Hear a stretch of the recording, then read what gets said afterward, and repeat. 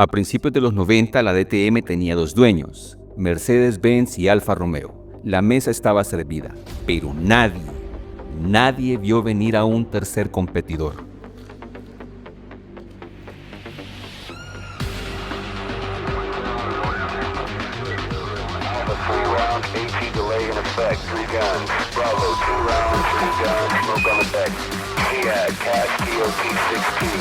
Target number, Hotel November 520.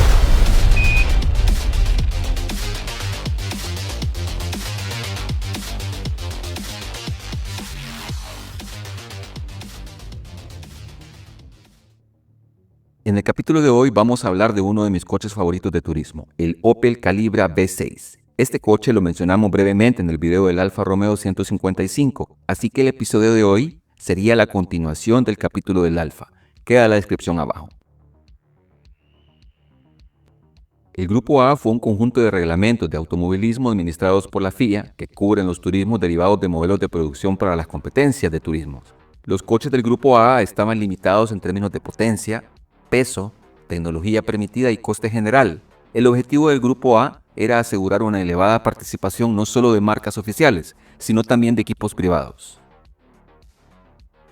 Principios de los 90. El campeonato de la DTM para entonces estaba basado precisamente en este reglamento. La participación de marcas como BMW, Audi, Mercedes-Benz, Opel había llevado a gozar de una gran popularidad, pero también de costes importantes. Lo de siempre, los presupuestos se habían elevado a niveles ya no sostenibles. Audi y BMW se salieron de la competencia a finales del 92. Aunque en honor a la verdad, el tema Audi merece un video aparte. En la DTM a partir del 93 solo quedaron Mercedes-Benz y Alfa Romeo en competición. La FIA dio una respuesta para los turismos, la clase 1, una reglamentación que reemplazaba por completo al Grupo A, una normativa que iba a liberar a los ingenieros. La regla de la clase 1 impuso en cuanto a cilindrada 2.5 litros máxima capacidad del motor, no turbos, máxima cantidad de cilindros 6. De ahí no había mayor restricción, salvo que el coche se pareciera a su equivalente de producción. En la DTM en 1991 y 92 Mercedes-Benz ganó el campeonato. En el 93, Alfa Romeo con su 155 marcó la primera vez que un coche no alemán dominaba la serie. Como vimos en el video del Alfa Romeo, este fue el primer coche en implementar la clase 1.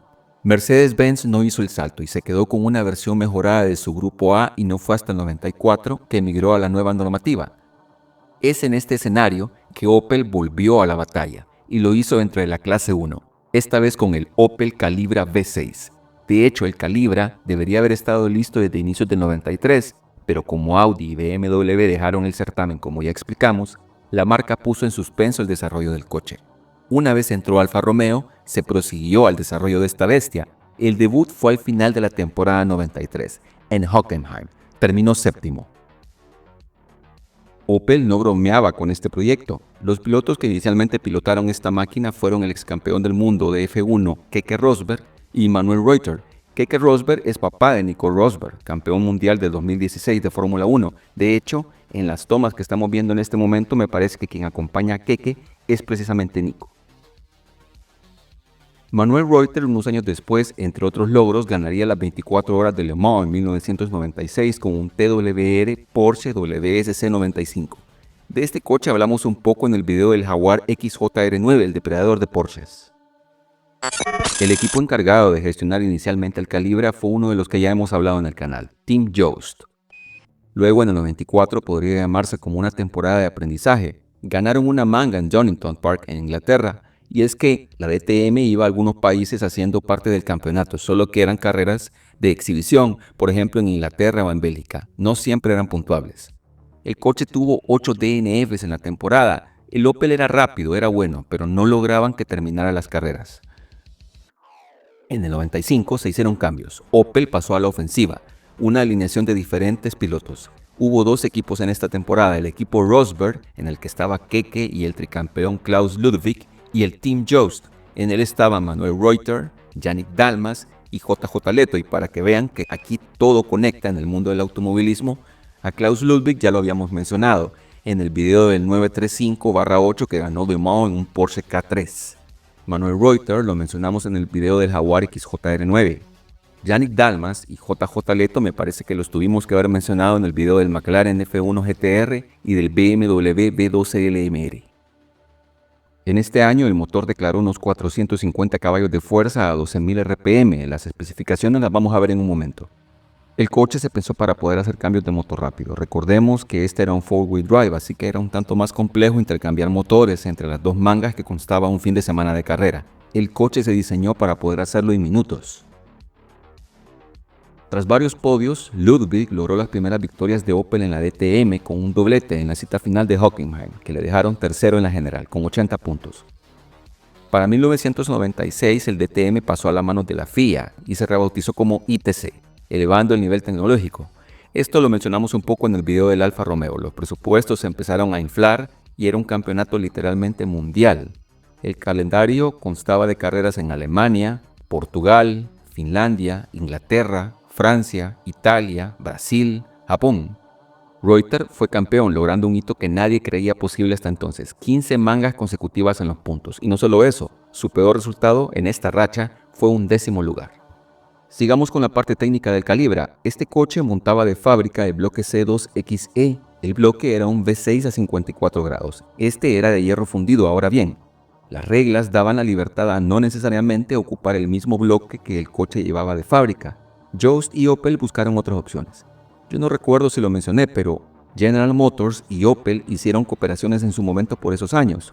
Fue entonces que tomaron el V6 de la Isuzu Rodeo, que era el que tomaba prestado el Opel Monterrey como planta motriz. Este era el bloque V6 a 75 grados llamado 6VD1.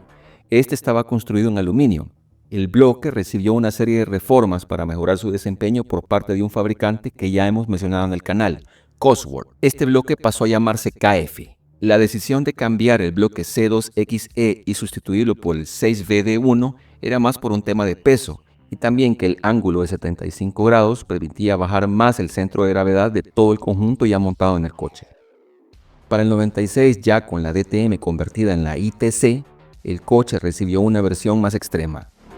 Hablemos precisamente de la parte técnica de esta versión. El Calibra usaba tracción integral, eso ya lo hablamos. Opel empujó el motor y la caja de cambios lo más atrás posible, y el resultado fue que el motor quedaba prácticamente sobre el eje delantero.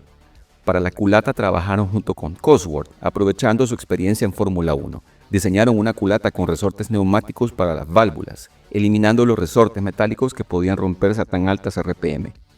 Ajustaron este motor hasta alcanzar más de 520 caballos de fuerza a 13.000 RPM. También es muy importante ver el sistema de inyección abierta, similar al de los motores de Fórmula 1 de aquella época. Opel desplazó la caja de cambios hacia el lado del pasajero para que el piloto quedara más centrado dentro del coche, mejorando así la distribución de peso. Usaron sistemas ABS específicos de la Bosch.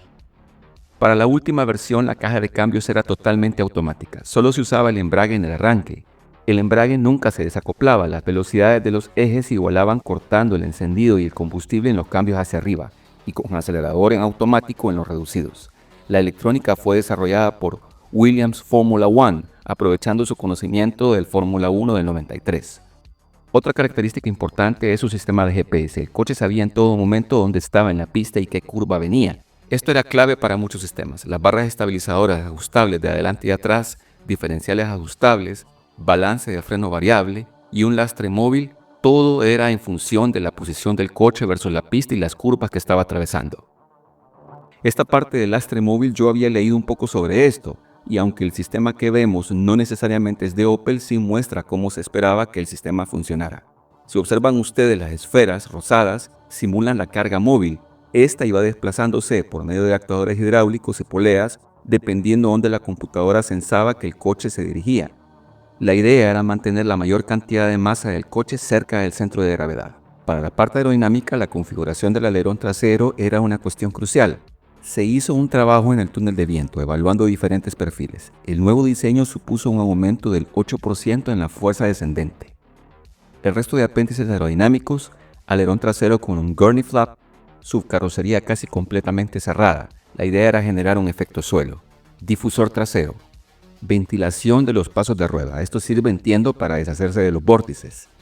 Con puertas de posición variable. Esto era para controlar la posición en la entrada del conducto de refrigeración del motor y a la vez obtener fuerza descendente en la nariz del coche, reduciendo o aumentando el arrastre. Ese sistema era comandado por la computadora y la central hidráulica. El coche sensaba la velocidad del aire, lo comparaba con las posiciones de las compuertas y las abría o las cerraba según se necesitara, comparándolo en qué curva o recta iba el coche transitando.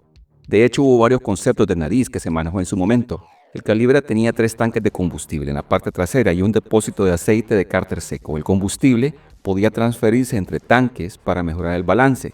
Esta distribución más cargada atrás daba mejor tracción mecánica, lo que permitía usar un alerón trasero más pequeño, reduciendo la resistencia aerodinámica. Se movieron las salidas de refrigeración hacia los pasos de ruedas traseros, lo que permitió usar laterales que generan menos carga aerodinámica. El caso Calibra y su desarrollo aerodinámico fue un caso de estudio. Si se recuerdan, para el Mazda 787B mencionamos que había incluso un reporte de la SAE. Pues para Opel también. El documento es The Aerodynamic Development of the Opel Calibra, el SAE Paper 903-17. La historia del Calibra y la DTM acabaron ahí. Los costes se dispararon a cotas inimaginables en tan solo 3 años, y tanto Opel como Alfa decidieron dejar el certamen. La ITC se quedó únicamente con Mercedes-Benz y esto supuso el final de esta serie. Pese a ello, el equipo Zakspeed había estado preparando una versión hecha al 100% en fibra de carbono, llevando aún más lejos la tecnología desplegada hasta el momento. Qué genial hubiera sido verlo correr. El Calibra tuvo una última aparición espectacular en 1999 en las 24 horas del Nürburgring para celebrar los 100 años de Opel. Rodó 4 horas, 40 minutos y hasta 5 segundos más rápido que el Viper, que era el coche dominante en ese momento. El Calibra estaba muy adelantado a su época, extremadamente complejo, pero también fiable y lo suficientemente rápido como para ganar campeonatos. Es una leyenda que hasta hoy es una pieza clave en la historia del automovilismo. Y así terminó la historia del Opel Calibra, no porque fuera lento o frágil, sino porque era demasiado avanzado para su tiempo. El DTM de los 90 se convirtió en un laboratorio sin límites, aerodinámica activa, electrónica predictiva y presupuestos que crecían más rápido que la velocidad en recta. El Calibra fue la culminación de esa locura, un coche que no solo ganó, sino que empujó al campeonato entero hasta el borde del colapso. Cuando Opel y Alfa se retiraron, no murió un modelo, murió una era en la que los ingenieros soñaban sin frenos y los coches de turismo se atrevieron a mirar de frente a la Fórmula 1. Hoy el Opel Calibra DTM no es solo una leyenda, es el recordatorio de lo que pasa cuando el reglamento dice todo está permitido. Y por eso, todavía hoy, sigue siendo uno de los turismos más impresionantes jamás construidos. Con esto cerramos esta vuelta a la pista. Mil gracias por estar aquí. Desde ya les deseo feliz año nuevo y que este 2026 traiga bendiciones y mucha velocidad. Speedlab 27. Cambio y fuera.